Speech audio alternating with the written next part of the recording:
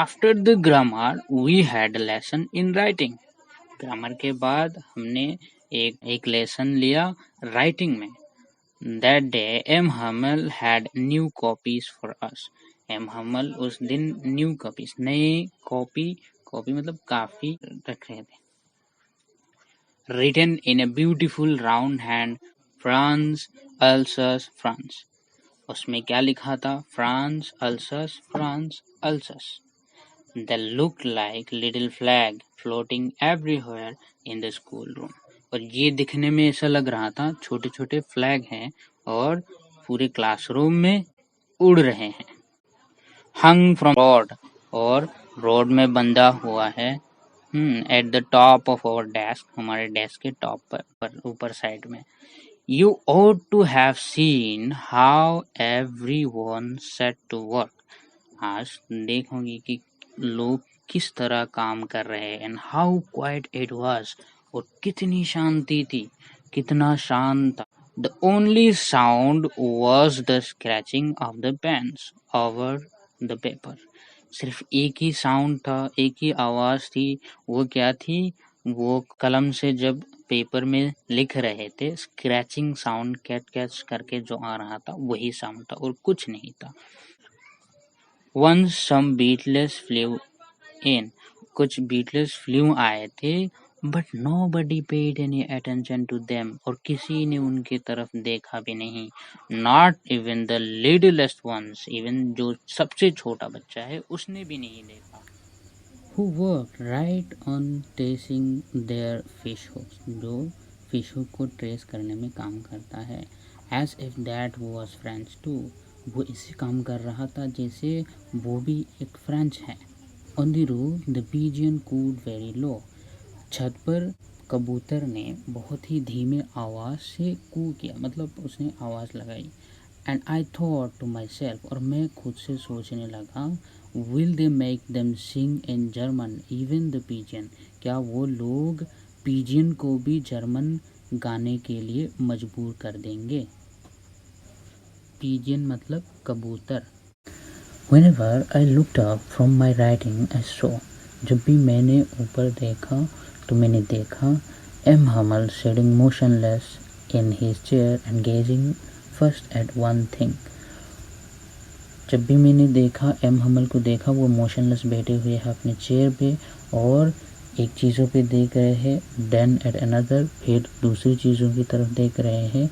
as if he wanted to fix in his mind just how everything looked in that little school room.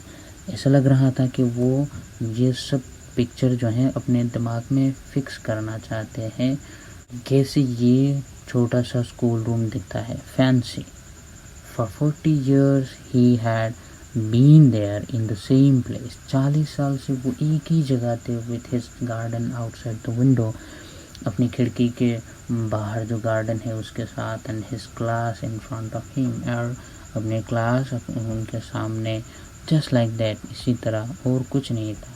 only the desk and benches had been worn smooth.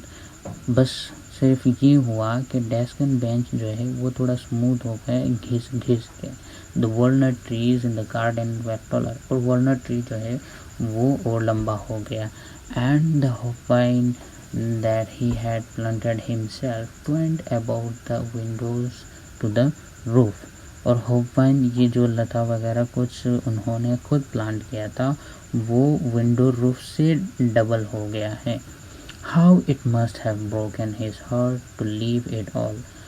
ये चीज़ कितना उनका दिल तोड़ दिया होगा कि ये सब चीज़ें वो छोड़ के जा रहे हैं. poor man बेचारा. to hear his sister moving about in the room above.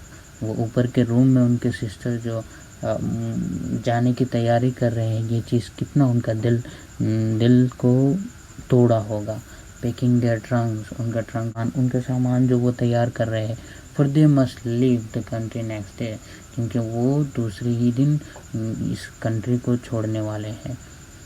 but he had the courage to hear every lesson to the very last. लेकिन उनके पास ये हिम्मत थी कि वो every lesson हर लेसन को एकदम लास्ट तक देख रहे थे, सुन रहे थे.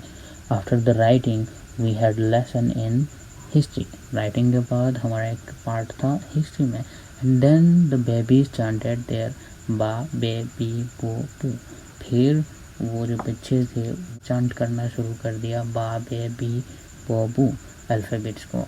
Down there at the back of the room old Hauser had put on his spectacles, और बैक बेंचेस में ओल्ड हाउसर जो बैठा हुआ था प्रीमियर अपने हाथों में लेके उसने अपने स्पेक्टिकल को डाउन किया। Holding his primer in both hands spelled the letters with them, उसने भी उन बच्चों के साथ उन अल्फ़ाबेट को उसने प्रोनाउंस किया, उसने स्पेल किया। You could see that he too was crying, और आप लोग देख सकते हैं कि वो भी रो रहा था। His voice trembled with emotion, उसका वॉइस आवाज़ है वो टूट टूट के आ रहा था इमोशन के वजह से। And it was so funny to hear him, ये बहुत ही फ़नी था, मजाकिया था कि उनको उसको सुनना, वो जो बच्चों के साथ पढ़ रहा है। We all wanted to laugh and cry, हम सब चाहते हैं कि हम हंसे फिर रोए। How well I remember it, मैं कितना ही अच्छी तरीके से उन चीज़ों को याद रखता हूँ। दैट लास्ट लेसन, उस लास्ट लेसन को, उस लास्ट पार्ट को। All at once church clock struck 12, suddenly क्या हो गया, चर्च क्लॉक में 12 बज गया। Then the Angelus at the same moment the trumpet of the Prussians returning from drill sounded under our windows, और हमारे विंडो के नीचे से वो जो पर्शियन आर्मी ड्रिलिंग से रिटर्न हो रहे हैं उसका आवाज़ आया। एम हमल स्टूड अप, एम हमल खड़े हो गए। वेरी पेल, वो एकदम फीका पड़ गए थे। In his chair I never saw him look so tall, M Hamel अपने चेयर पे खड़े हो गए और बहुत ही लंबा दिख रहे थे। तो फ्रांस कह रहा है कि मैंने कभी भी उनको उससे ज़्यादा लंबा नहीं देखा। And said he I but something choked him, उन्होंने कहा मेरे दोस्तों, फिर आई कह के वो बंद हो गया, उनके गले में चॉक हो गया। He could not go on, वो आगे नहीं जा सके। Then he turn to the black board, फिर वो ब्लैक बोर्ड की तरफ गए। Took a piece of chalk and bearing on with all his might, और फिर एक चॉक का टुकड़ा पकड़ा, अपनी पूरे ताकत लगा के he wrote as large as he could, जितना बड़ा वो लिख सके इतना बड़ा लिखा। वाइव ला फ्रांस, फ्रांस जिंदाबाद। Then he stopped and leaned his head against the wall, फिर वो स्टॉप हो गए, बंद हो गए, एंड अपने सर को उन दीवार पे ऐसे लीन कर दिया। एंड विदाउट ए वर्ड, और कोई वर्ड नहीं बोला, he made a gesture to us, उन्होंने अपने हाथों से इशारा किया with his hand. School is dismissed, school ख़त्म है। यू मे गो, आप लोग जा सकते हो।